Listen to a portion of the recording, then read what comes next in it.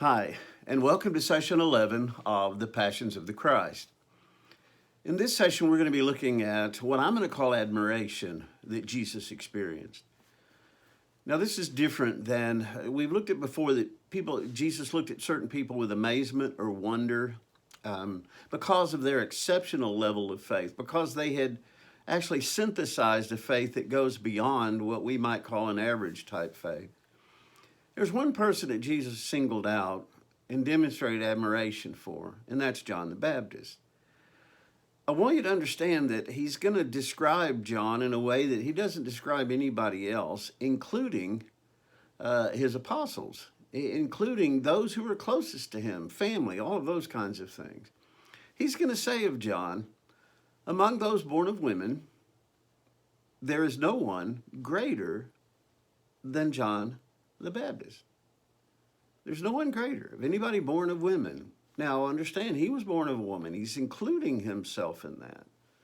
Now, he didn't say that John was greater. He was saying there is no one greater than John. There might be folks who are equal to, but no one is greater than John. So obviously he was born of Elizabeth. Jesus was born of Mary. And so is he placing Jesus on par with himself? Actually, if we understand the nature of Jesus, he may be placing John the Baptist on a higher par than himself. For instance, would Jesus call himself great? You see, he wouldn't allow himself to be called good. In Mark chapter 10, verse 18, when they called him good teacher, good master, and he said, "Why do you call me good? There's none good but the Father is in heaven." So Jesus wouldn't allow himself to be called good. Would he allow himself to be called great? Or would he call himself great? So could very well be, because of his servant heart and all of that, he's saying that not that John the Baptist is on par with Jesus, but that he's on a level all by himself. Of all of the people who've been born of women, there's none greater than John. Now, that would include Jesus himself. Is he as great? I think Jesus would be reticent to accept that. Nor would John call himself great. I think there's a certain matter of not just being humble, but a certain matter of real humility there. Also, the acknowledgement of the power of God. So it's interesting that John the Baptist is called that, but none of his followers are. None of his disciples, none of his apostles, etc. And yet his interaction with John was very brief.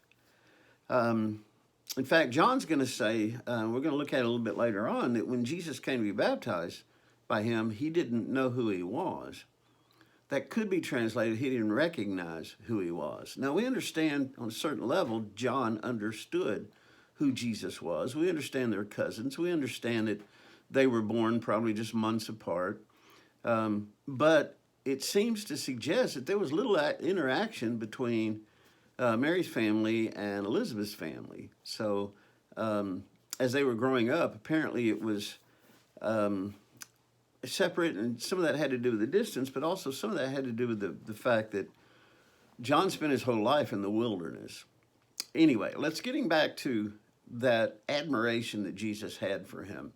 And we understand that Jesus loves everyone the same, but please understand he doesn't respect everybody to the same level. And I want you to know that I'm a little bit kind of, hopefully in a godly way, envious of those who brought wonder to Jesus. I mentioned to you when we talked about those who synthesized a faith greater than the basis of what had been presented, that I would like to be, and I know you're the same way, I would like to be considered, especially at Life's End, as someone that certainly Jesus looked down with great respect for. Now, I don't know that I am. I don't know that I've done anything or lived in such a way to glorify him to that extent. But I think one of the greatest honors that could be stated about a human being is that Jesus looked at them with amazement, or looked at them with wonder. Or in this way, he looked at him with admiration, John the Baptist. Would love to hear it said that Jesus considered me in the realm of John the Baptist. Don't know if John ever heard those words, because these words were talked about John. We'll get that in a moment. They're talked about John after his disciples had already left. They came to ask Jesus a question, and Jesus gave them an answer, and they went back, and then he taught his followers about John the Baptist. Now, John was in prison and is probably pretty soon going to die. He was possibly in prison for up to a year when this happened. But I want you to understand this greatness. And you see, if Jesus has admiration for someone, I want to know what are the qualities of someone that Jesus admires. We've seen the qualities of someone that brought amazement or wonder to Jesus, but what about admiration? What was it about John that Jesus said, there's nobody born of women who's greater than John the Baptist? But he's going to add an interesting statement even after that we're going to get to in just a moment. Let's just take this in order, and let's start where we are. What is it that made John the Baptist greater than anyone born of women? Why did John send people, disciples, to find Jesus and to ask him the question, are you the expected one, or should we look for someone else? We'll get to the passage in just a moment, but I want to introduce what we're going to look for when we get there. John's in prison. We understand how he got in prison. He confronted Herod and Herodias about their marriage. Herod had married his brother's wife. He was not entitled to her legally or any other way. And you remember how John the Baptist confronted Herod. Herodias got very offended by that, and it eventually led when Salome danced before the court, and Herod said that he would give her up to half of his kingdom, and she asked for the head of John the Baptist. Now, he's in prison waiting for that all to take place. I think Herod was a bit frightened about killing him. Eventually, it's going to take place anyway. So, John is this great guy, and Jesus said, of women, there's no one greater, yet is he doubting. He sends disciples, and it could be, I mean, I've heard commentators that say, well, John sent them to experience Jesus so they would discover him for themselves, to make the transition from following John to following Jesus so much smoother. In other words, he's sending them to witness Jesus, to listen to Jesus, and to watch what he's doing as training for them, training that he must become lesser so that Jesus can become greater. And as I mentioned, John may have been in prison up to a year at this time. And I don't believe, from the description that comes and the discussion that comes, I'm not sure that that's what he was doing, because there's a lot of things that he's going to say and that Jesus is going to say. And the point that I want to make about this, I want to raise the question, can someone who is considered great by Jesus be someone who also has doubt? Because it seems at face value that what John the Baptist is expressing is doubt. Are you the one? Now, he's been preparing for Jesus his whole ministry. He's baptized Jesus. He watched the dove come down. And now, sitting in prison, his life soon to be over, are you the one? Because evil is about to prevail. And I want you to understand that I don't think John had any preconception of the Messiah that was any different than the Jewish interpretation of the prophecies about the Messiah. But I think there's a great possibility in John's mind, based upon his perception, that things are not working out the way that they're supposed to. Guys, as we go back and put ourselves in these people's position, we can't do that with the knowledge that we have in the 21st century. We can't project that back onto them.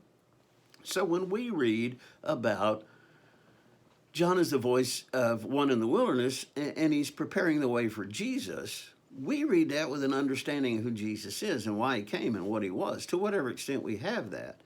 John didn't have all that. Now he knows he's the Messiah in some form, or he's questioning that. And I think one of the reasons he's possibly questioning that is because his notion of Messiah which came from nothing other than the rabbinic interpretation of what the anointed one, and that's what it means, is going to be and do.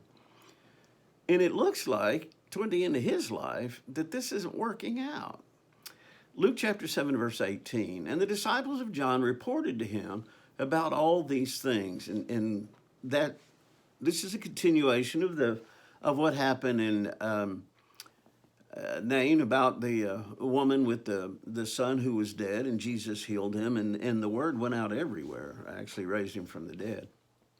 And the disciples were reporting this to John. You remember, it spread everywhere. And summoning two of his disciples, John sent them to the Lord, saying, "Are you the expected one, or do we look for someone else?" And when the men had come to him, they said, "John the Baptist has sent us to you, saying, 'Are you the expected one, or do we look for someone else?'" At that very time, he cured many people of diseases and afflictions and evil spirits, and he granted sight to many who were blind. And he answered and said to them, "Go and report to John what you have seen and heard. The blind receive sight, the lame walk, the lepers are cleansed, the deaf hear, the dead are raised up, and the poor have the gospel preached to them. And blessed is he who keeps from stumbling over me." And when the messengers of John had left, he began to speak to the multitudes about John. "What did you go out into the wilderness to look at? A reed shaken by the wind? But what did you go out to see? A man dressed in soft clothing? Behold, those who are splendidly clothed and live in luxury are found in royal palaces. But what did you go out to see? A prophet? Yes, I say to you, and one who is more than a prophet. This is the one about whom it was written, 'Behold, I send my messenger before your face, who will prepare your way before you.' I say to you, among those born of women, there is no one greater than John. Yet he who is the least in the kingdom of God is greater than he." All right, so John's ministry is to introduce forgiveness of sins, through which he introduces a baptism, what we call the baptism of John, but also to prepare the way for Jesus. And it raises the question, why do we need preparation for the way of Jesus? If Jesus is coming, why does he need someone to herald him coming? And I think that gets to the significance of John's role, and that's why Jesus said, "Did you go out to see a prophet?" Yes, a prophet and more. Now, I want us to understand something. There's a potential problem here. Is John, as a kinsman of Jesus, declaring the way for Jesus. There's nepotism possibilities here. There is, sure, you're trumpeting your cousin, but he's your cousin. You have a vested interest in this. And that's why John is going to make it very clear. When he came to me, I didn't know who he was, or at least I didn't recognize him, as the New American Standard is going to say. So in John chapter 1, verse 19, when the witness of John is given, remember the book of John was written to be witnesses about Jesus, and John's witness is this. After this, and this is the witness of John, when the Jews sent to him priests and Levites from Jerusalem to ask him, "Who are you?" And he confessed and did not deny, and he confessed, "I am not the Christ." And they asked him, "What then? Are you Elijah?" And he said, "I am not." "Are you the prophet?" And he answered, "No." They said then to him, "Who are you, so that we may give an answer to those who have sent us? What do you say about yourself?" He said, "I am a voice of the one crying in the wilderness, 'Make straight the way of the Lord,' as Isaiah the prophet said." Now let me stop here just a minute. Make straight the way of the Lord. Now the concept of lordship, obviously for someone raised in Judaism, that comes from the godship of God. This is making straight the way of the Lord.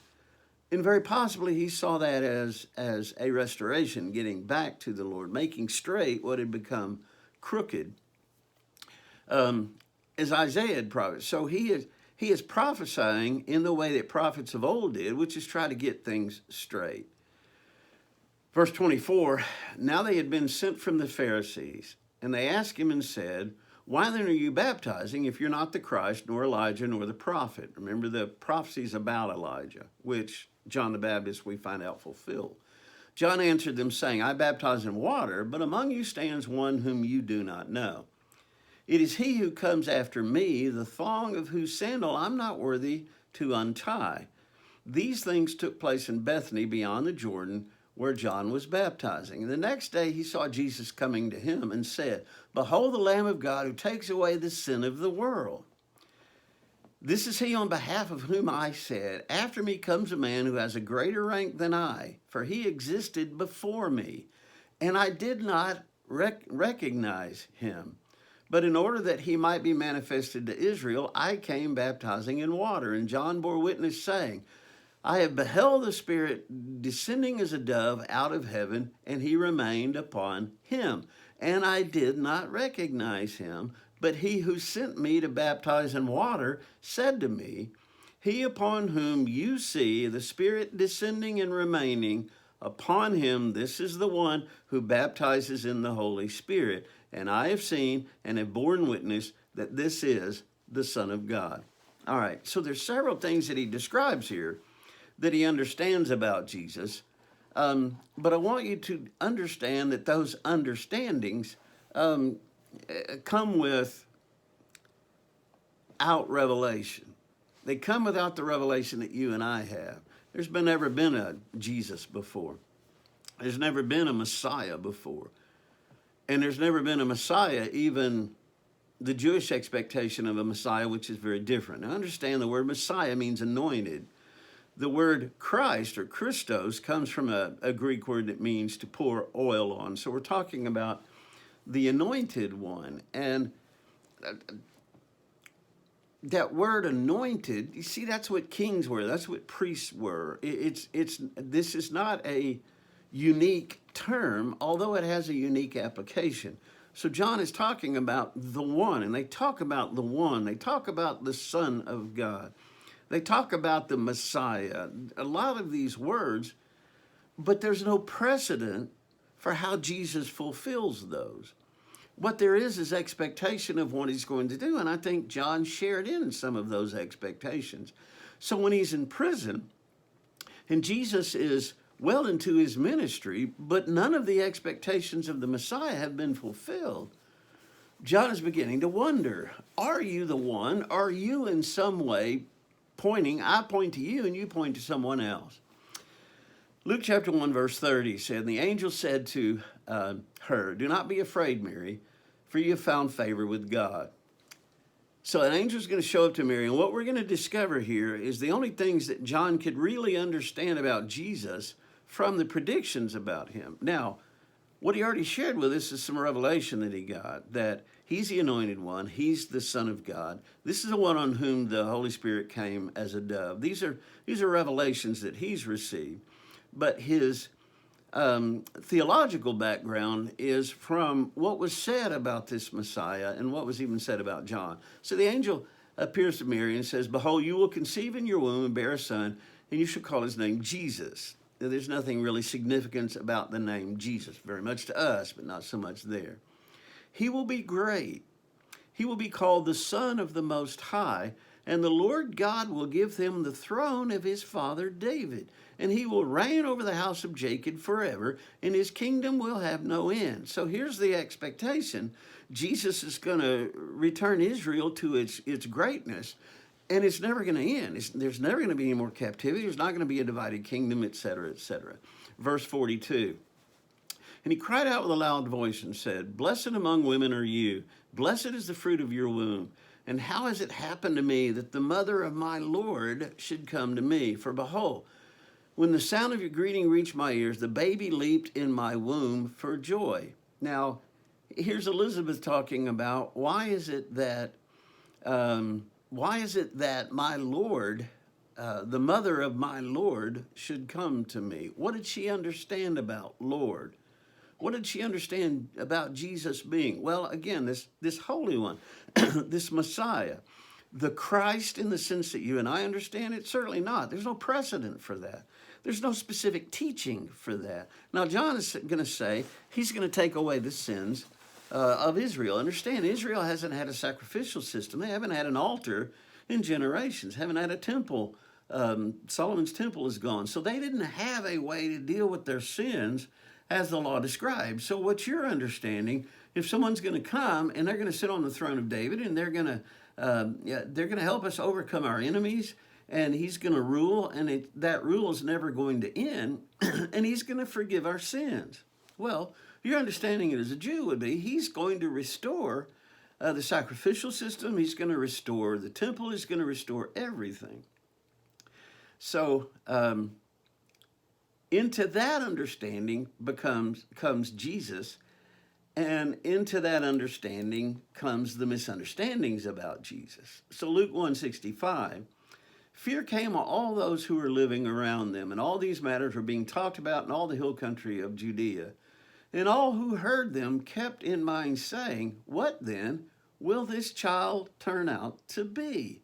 For the hand of the Lord was certainly with him. Now, this is the description of John, because if you remember, Zacharias was struck, couldn't speak, and angel had shown up to him in the temple. Angel had shown up to Elizabeth, and so everybody's wondering what's going on here. And it's very obvious that the Lord was with this child, but their question was, who is this going to turn out to be? Now, as he's older, they come and say, now, are you the Messiah? Are you the Christ? Are you the chosen one? Are you the one? And they use several descriptions because there's several different perspectives of who's the one we're waiting on. Well, which one? The one. Well, you mean this Messiah one or the King one, or on and on? Now, in Luke chapter 1, listen to this description of what this one, John the Baptist, is going to do. Verse 71 of Luke 1, salvation from our enemies and from the hand of all who hate us, to show mercy toward our fathers and to remember his holy covenant, the oath which he swore to Abraham our father, to grant us that we, being delivered out of the hand of our enemies, might serve him without fear, in holiness and righteousness before him all our days.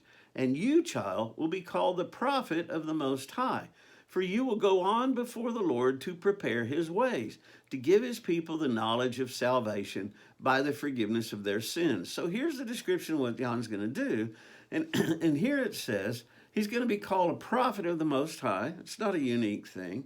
And he will go on before the Lord. How do they understand that? In the presence of the Lord or in the front of the Lord? Guys, our understanding is, obviously, he's going to prepare the way for Christ. But what does that mean? And how is John great in all of this? Because as we look at John, he was actually quite eccentric. What makes him great? And people misunderstood his greatness. That's why Jesus had to teach them about him. Part of that has to do, he's been in prison. The king's about to kill him.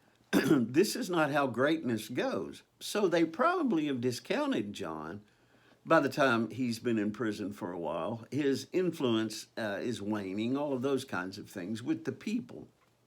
Because he's gotten in trouble and he's about to be killed. It's kind of a precursor of what's going to happen to Jesus. Same way he's going to be tried. Same way he's going to confront evil. Same way he's going to be killed. And it's going to look like that evil is winning.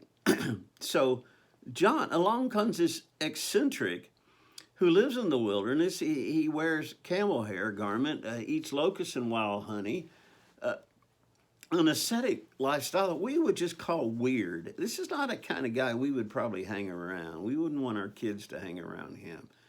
We would call him someone who lived off the grid, or a loner, or homeless, or crazy, kind of like a mountain guy or whatever. And he just came out of the wilderness one day teaching strange things. Everything about John is different because everything about his ministry is different. Everything about being a prophet is different. That's why Jesus said, did you come to expect to see a prophet? Yes, and more. In fact, so much more that there's never been born a woman, a man greater than John. Difference. Everything is different. Now, understand, John didn't even understand that difference.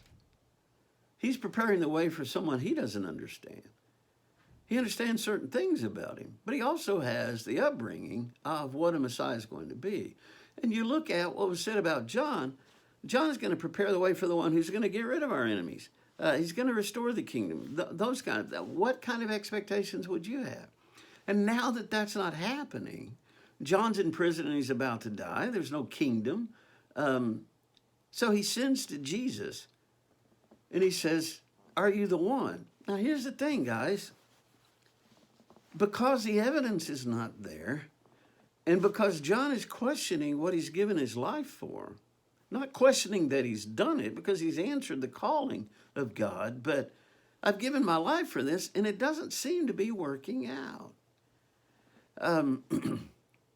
So what makes him great? If he's in prison and he's going to die and he's doubting, how is it that Jesus is able to say, among the men born by women, there's no one greater than John?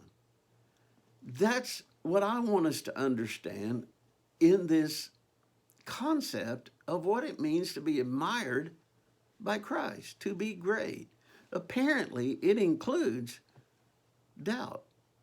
It includes a test of our faith to the point that we question, not reject, but question.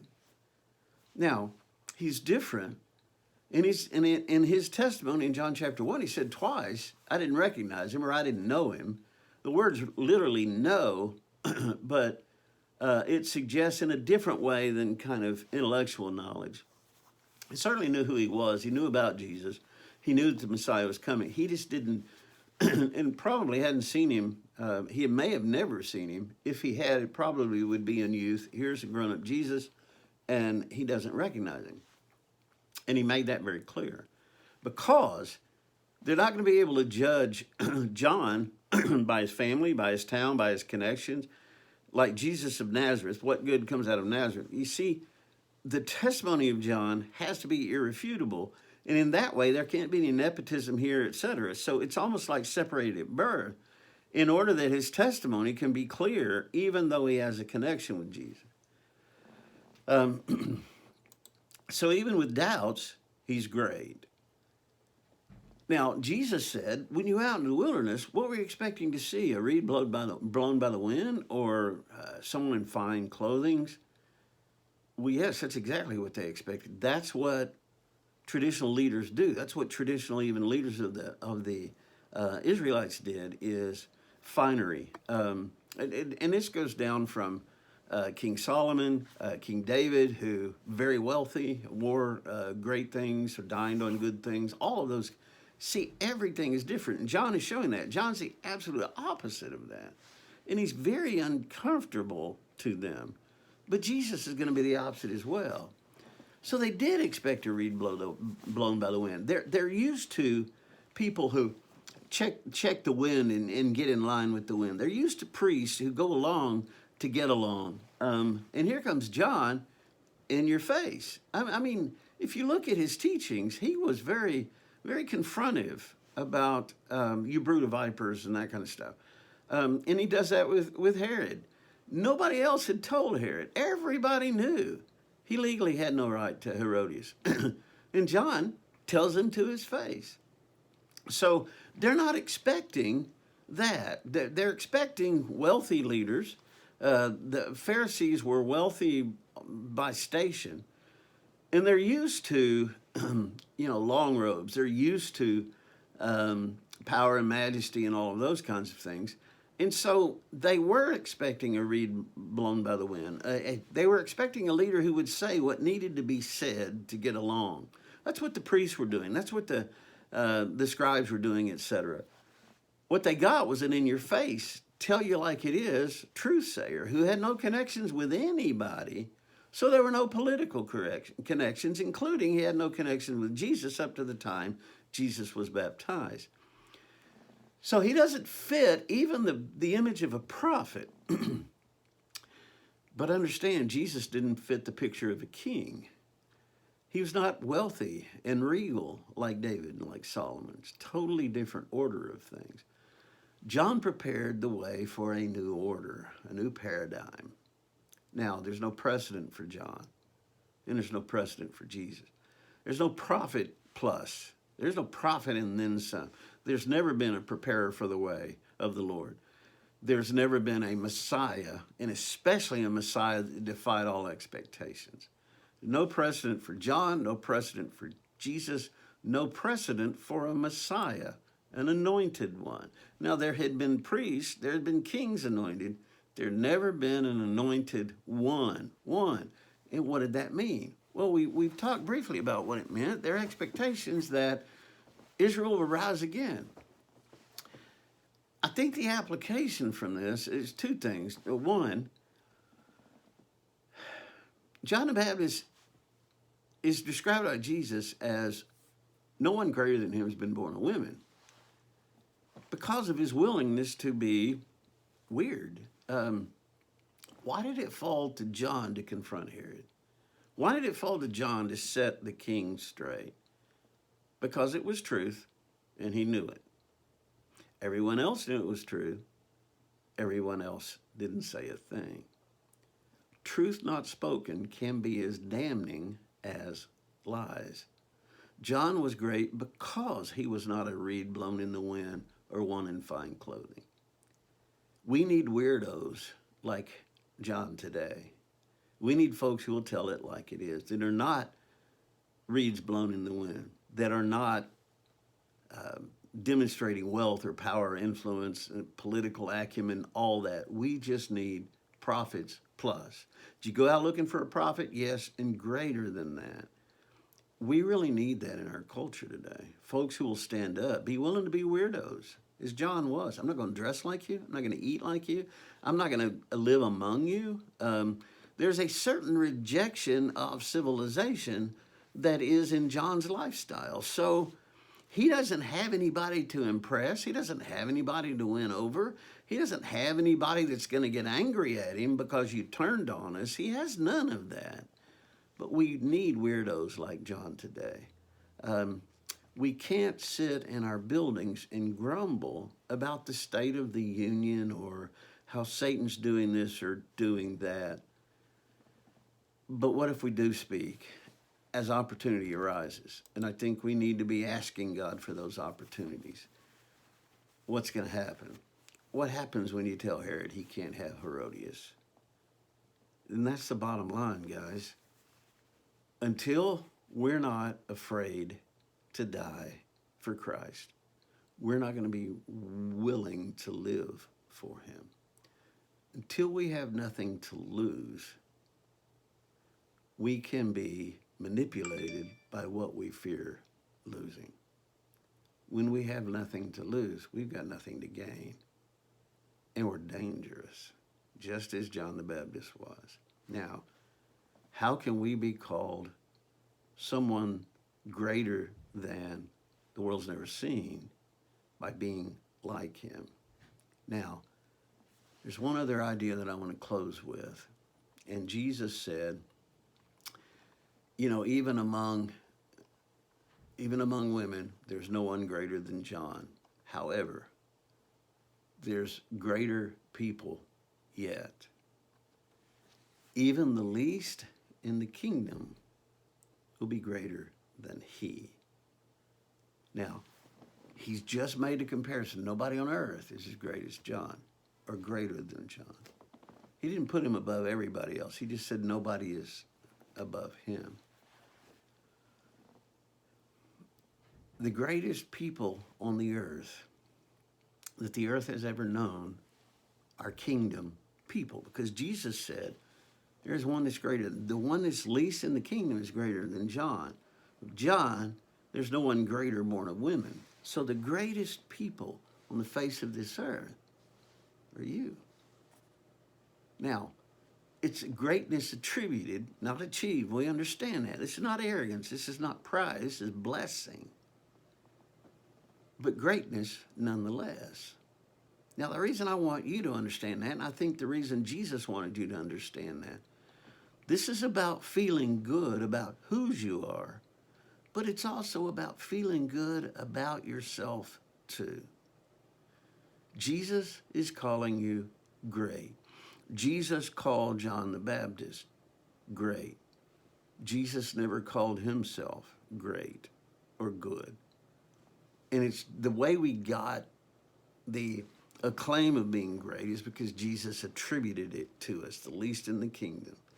I want you to understand, in his eyes, you demonstrate greatness. Now, if you demonstrate the character of John the Baptist, you demonstrate the character of greatness. You see, greatness has been attributed because you're in the kingdom. Greatness has been attributed, just like salvation, forgiveness of sins, because you are in Christ Jesus. Now, the opportunity to demonstrate the greatness of the character of John the Baptist. And that is a rejection of the world and an embrace of the Messiah. Knowing that, we can be people that sometimes struggle with doubt, just like John did. Are you the expected one, or do we need to look for someone else? That question didn't undermine his faith. It didn't lower him on Jesus' top 10 list, because it was after that, and those disciples went back to John, that Jesus said, let me tell you about John. And that's when he said, no one born of women is greater than John, yet the least in the kingdom. Everybody hearing my voice right now is in the kingdom. You may consider yourself to be the least in the kingdom. Jesus is calling you greatness. Guys, I believe that we will attain or strive to achieve the character of John the Baptist when we understand we already have the greatness of John the Baptist. It's like an instructor at the first of a semester says, all right, everybody gets an A, so let's go to work. I'm no longer doing the work to earn the A. I'm doing the work because I've already been given an A. I want to live up to that. I want to strive to honor the name that I've been given, and the name you've been given is great. He wants you to feel positive about a John the Baptist ministry. Doubters who prevail are great. You've had doubts. Maybe from time to time you still have doubts. So did John the Baptist. Does that undermine your greatness? Not in the eyes of Christ, unless you quit, unless you give up. Guys, we've all received the name great, attributed to us by Jesus. Now our task is to live up to the character of the one Jesus described as no one greater born of women. Why was he that? Because he was a prophet plus. Why was he that? Because he wasn't a reed that was bent in the wind. He didn't wear pompous clothes and all that wealthy people and magistrates do. He was simply and totally prophet, minister, pave the way of Jesus.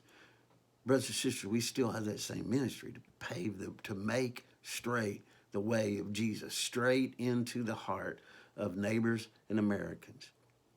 We are great. Now let's live up to that greatness. Let's live up to that greatness without fear of Herod, fear of anyone else, but also with the faith that John had, that I'm giving my life, even to the point of death, for the right reason, for the right one. Jesus is the right one. He is the anointed one. There will be no other. You are living for, and may even die for, the right one. You can know that. You can be assured of that. You can live your life in confidence of that. You can be weird for Jesus. If you fulfill the character of John the Baptist, trust me, people will call you weird. That's okay, because Jesus will call you great. I love you. Look forward to talking with you again soon. I hope this study of the passions of the Jesus, especially this one of admiration, has been meaningful to you. God bless you. Have a great week. Love you.